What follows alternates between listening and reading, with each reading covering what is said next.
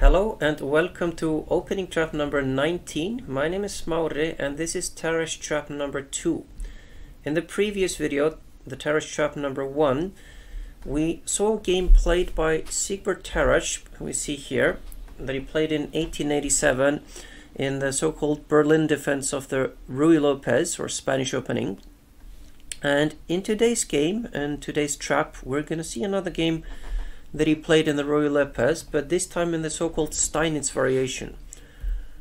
So if we bring up the chessboard over here, he was white against George Marco in the year 1892, and after the moves e4, e5, knight f3, knight c6, bishop e5, we have the Spanish opening, or the Ruy Lopez, and d6 is the Steinitz Variation, or Steinitz defense.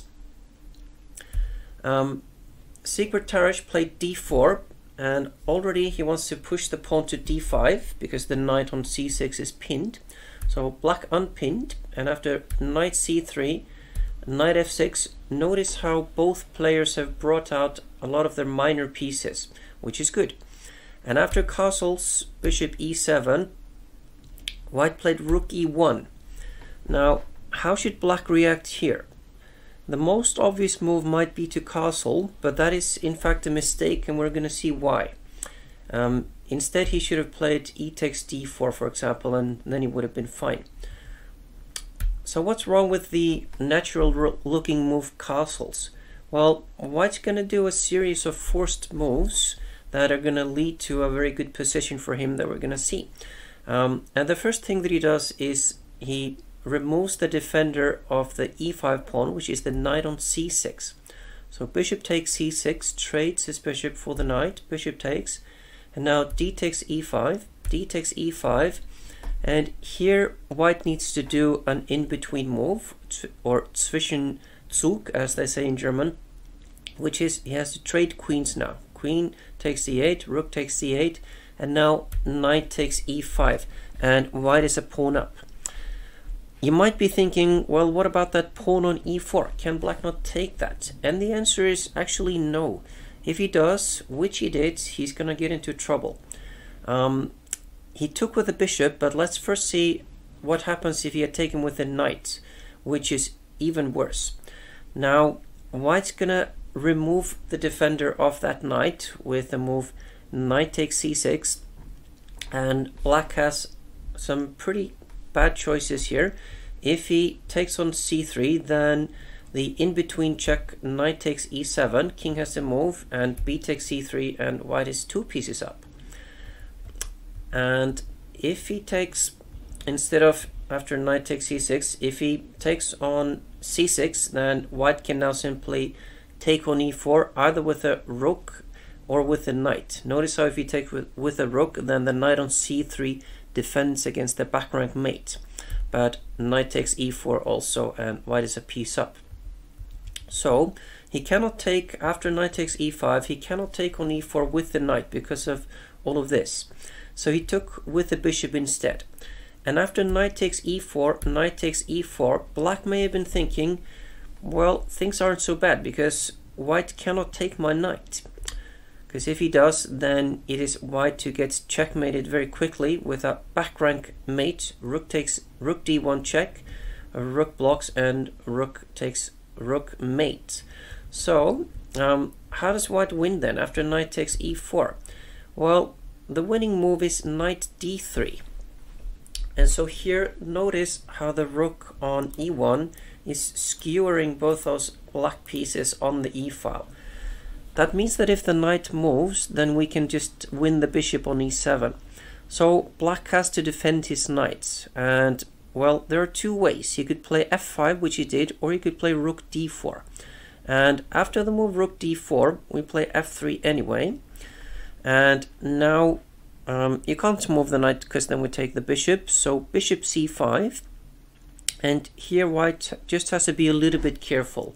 We don't want to take that knight, because if we take the knight, then black's going to do what's called, after rook takes d3, a discovered check. So now notice how the bishop is checking the king, and we cannot take the rook on d3 because of this. So black won back his piece. Instead, after bishop c5, we don't take the knight, but we play bishop e3. And now notice how a lot of black pieces are hanging, as we say. We're attacking the rook on d4, we're attacking the knight on e4, and the knight can't move because then the bishop on c5 would be hanging. So white will win material in this position, and rook d4 doesn't work. Therefore, in this position, after the move knight d3, f5 was played. f3 came anyway, and then bishop c5 check. Now white also has a choice to make. There's actually just one winning move in this position. What happens if we move the king? Well, let's see. We could move the king to h1, but then the move knight f2. And white has to take this knight, because if he doesn't, if he plays king g1, which would be a big mistake, then knight takes d3 is a discovered check. Notice how the bishop is checking the king. We just took the knight. You have to do something about the check, and then black can take the rook also. And after bishop takes c5, rook fe8, white is completely lost because he's down so much material. He's down a full rook. So that would be no good. But you might be thinking, after the move knight f2, king h1, knight f2, can't white just take? Well, he could, but after bishop takes, the rook now has to go to f1, because otherwise we either take the rook or we play rook d1 and mating. So rook f1, and now the precise move rook de8. You still can't take the bishop because of the back rank mate. So let's say, for example, bishop f4, but then after rook e2, it is black who is better. So this would be not very good for white. And if we go back to this position here, where white is to move, and there's only one winning move. We saw that it is definitely not king h1. So what about king f1? If we play king f1, then black has seemingly some problems, because the knight is still hanging, and if it moves, then the bishop is going to be taken. But the very clever move bishop b6 actually solves all of black's problems, because if we now take the knight, then the f pawn takes, and notice how it's a check. So what you don't want to do here is to play knight f2, because then black is completely winning after rook takes f2. So you'd be forced to either move the king, in which case the pawn takes the knight, or if you play knight f4, now black has the simple move, well, actually not that simple, e3. I was going to show the move g5 first. The knight is pinned, and black wins back his piece, but I was going to also show that the move e3 is also quite good, because black is gonna win back his piece there also. So if we go back to the position after f3, bishop c5 check, why and how is white winning? Well, moving the king isn't gonna do it, so taking the bishop is, and it's not quite obvious, or might not be, why that is. Knight takes c5, knight takes c5, because now there's still just one move that is good enough for white, which is the move bishop g5. So black doesn't want to lose an exchange, so he has to move the rook somewhere. So he played rook d5, but now the move bishop e7 is actually quite nasty. You still don't want to lose an exchange, so you're going to move the rook, but now notice how the bishop on e7 is attacking the knight, and the rook on d5 is defending it. So what we're going to do is we're going to attack this rook with the move c4, and then the rook is overloaded, as we say. The rook wants to protect the knight, but it can't. It can't go to e5, because then it's just going to get taken. If it moves somewhere else, then we can just take the knight. And of course, if it doesn't move, then we take the rook. So therefore, black resigned in this position.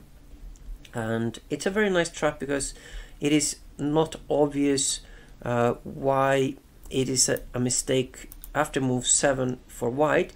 Why it is a mistake for black to castle, but it is actually. So here black should not castle. even though that's usually a good thing. Instead, he should take first on d4. All right, now I hope you enjoyed this trap in the Ruy Lopez, and I thank you very much for watching, and see you in the next video. Bye bye.